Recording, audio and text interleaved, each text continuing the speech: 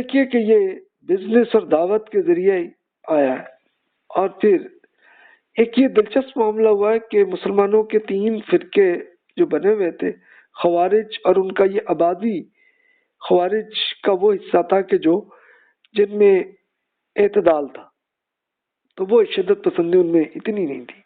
اسی طرح شیعہ حضرات بھی، اہل سنت بھی، وہ بھی افریقہ میں آئے ہیں، امیگریشن کر کے سیٹل ہوئے ہیں، اور جہاں جہاں سیٹل ہوئے ہیں، دلچسپ بات یہ ہوئی ہے کہ فرقہ واریت کا خاتمہ انہوں میں ہوا ہے اور آپس میں اتحاد ہو گیا۔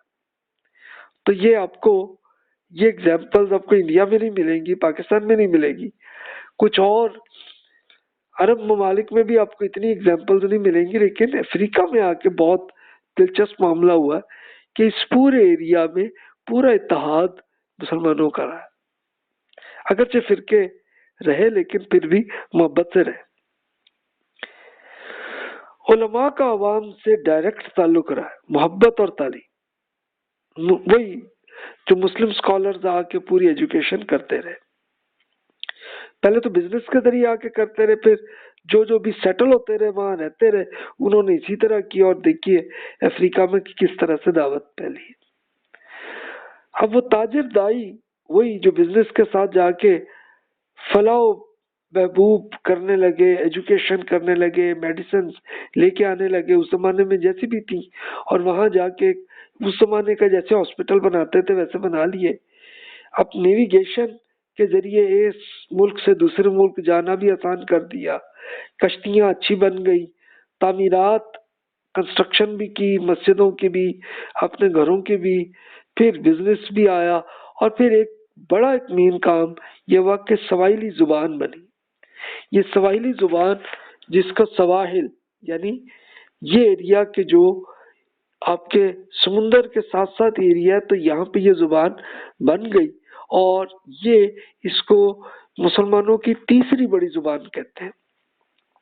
انہیں سب سے بڑی عربی، دوسری فارسی، اور تیسری پھر سواحلی، اس زمانے کی یہ تیسری بڑی، جس میں بہت ساری بکس بھی لکھی گئی اور بہت کچھ اسکالرز نے کام کیا، تو یہ ایک بڑا کام کیا۔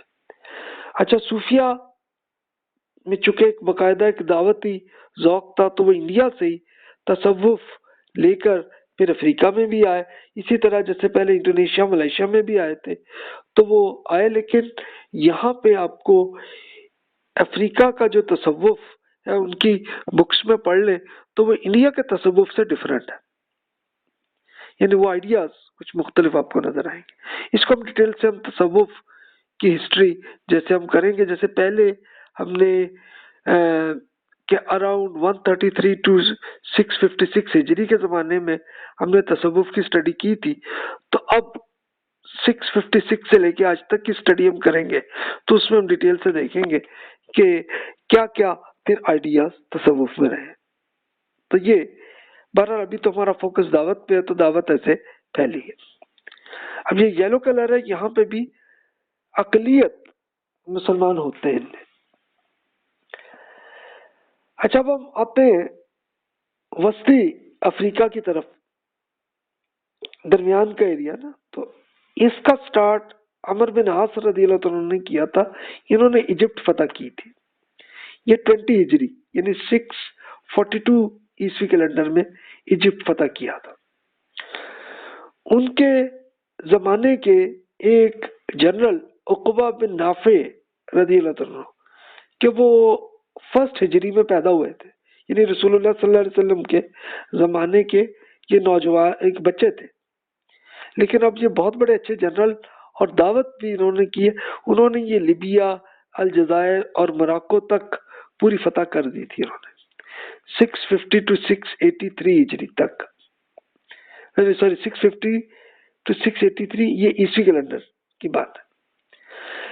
اور یہ عقبہ بن نافع رضی اللہ عنہ کی بات تھی کہ وہ جب مراکش تک فتح کر لیا انہوں نے، تو کر کے اب وہ آگے یہ پورا آپ کو پھر سمندر اٹلانٹک اوشن نظر آتا، تو وہ آئے اپنے گھوڑے کو لے کے سمندر میں جہاں تک جا سکتے تھوڑے سے جا کے کہتے کہ بھی اگر اللہ تعالیٰ مجھے اجازت دیتا، کوئی طاقت دیتا، تو میں اور جو ہے نا यहाँ तक पूरा अमन जो है मैं कैद कर देता। तो ये उन्होंने किया था।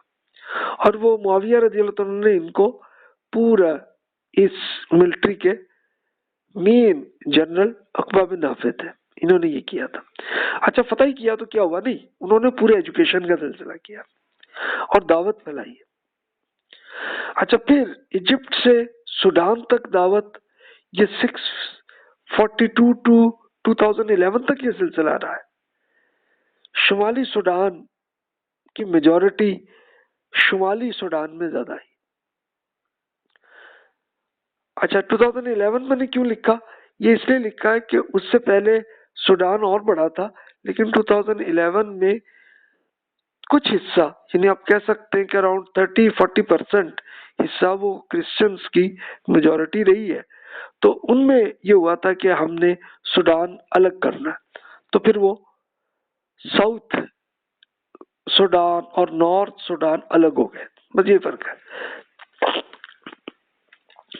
इस पीरियड में सूडानी इजिप्ट में आते थे बिजनेस के लिए। इसी तरह इजिप्ट से जो मेजॉरिटी जो अमर बिन आस रज़ियल्लाहु अन्हु के जमाने में वो ईमान ला चुके थे, तो वो बिजनेस करते हुए सूडान आते थे। तो इस तरह से दावत ऐसे ही बिजनेस के जरिए फैलती हुई।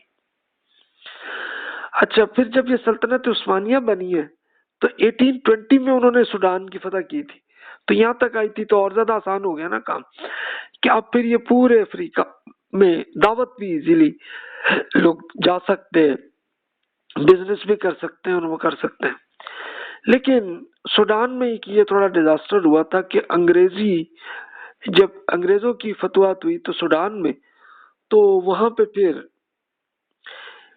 एक बड़ी तहरीक, बगावती तहरीक बनी थी मैदी सूडानी की। ये 1856 टू 1920 में रही है। इसका दावत में कोई ताल्लुक नहीं है, लेकिन ये है कि बहरहाल वहां से बहुत से लोगों में एक ये ज़ौक आया, ये कौम परस्ती का ही था कि जब अंग्रेजों से हम ये आज़ादी हासिल करें तो उसके लिए वो कर रहे थे। तो बहरहाल वो मैसेज आहिस्ता आहिस्ता और अफ्रीका में फैलने लगा। उसके बाद अगले आप ये दरमियानी एरिया में आप देखते चले जाए, नाइजर, नाइजेरिया, चाड, इसमें भी दावत फैलती चली गई। इसमें एजुकेशन भी चलने लगी, बिजनेस भी चलने लगा और तसव्वुफ भी आने लगा। ये सब सिलसिला आपको ये ट्रेंड नजर आएंगे इन सारे ममालिक। मगरबी अफ्रीका की तरफ देखिए तो मोरक्को से बिजनेस और दावत का सिलसिला चला है। माली, मोरितानिया, इन सब तक दावत मराकश से आई। तो इस तरह से देखिए, यानी होता यही था, तरीका वही था कि जो भी बिजनेस के लिए जा रहा है तो अपने साथ वो इल्मी स्कॉलर्स को भी लेके जा रहे हैं, तो वहां पे रह भी रहे हैं, साल रह रहे हैं, एजुकेशन भी कर रहे हैं और दीन भी सिखा रहे हैं।